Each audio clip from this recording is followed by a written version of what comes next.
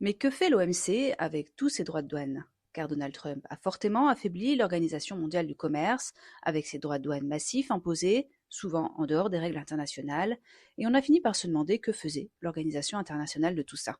Eh bien, on constate aujourd'hui que l'organisation recommence discrètement à communiquer avec Trump. Déjà, pourquoi dit-on que Trump a cassé l'OMC? Pendant ses mandats, il a mené une politique commerciale qualifiée d'agressive, il a imposé des droits de douane et a bloqué les juges du système de règlement des conflits de l'OMC. Il a suspendu des contributions financières et ignoré certaines décisions. Résultat, le système multilatéral, basé sur des règles communes, a été affaibli, voire contourné. Mais malgré ce discours anti-OMC, les États-Unis reviennent en jeu, mais de manière opportuniste.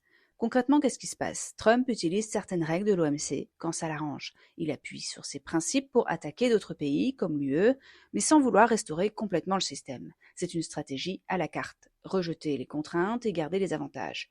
Pourquoi ce changement maintenant? On distingue plusieurs raisons. A. Il a besoin d'un cadre quand même. Même une superpuissance comme les États-Unis a intérêt à avoir des règles pour éviter le chaos total dans le commerce international. B. L'OMC est un outil stratégique contre d'autres pays. Elle peut servir à faire pression sur l'UE et la Chine et à légitimer certaines décisions américaines. Et enfin C. Il fait quand même preuve de réalisme politique. Après avoir cassé le système, Washington réalise que sans règles, tout le monde peut faire pareil, et donc c'est dangereux aussi pour les États-Unis. Les règles ne sont pas seulement un frein, elles ont souvent un sens. Mais attention, ce n'est pas un vrai retour, les États-Unis ne cherchent pas à réparer complètement l'OMC, ils continuent de critiquer l'institution, ils refusent certaines réformes, et le système reste en crise, donc ce n'est pas un retour à l'ancien ordre mondial, mais une utilisation stratégique.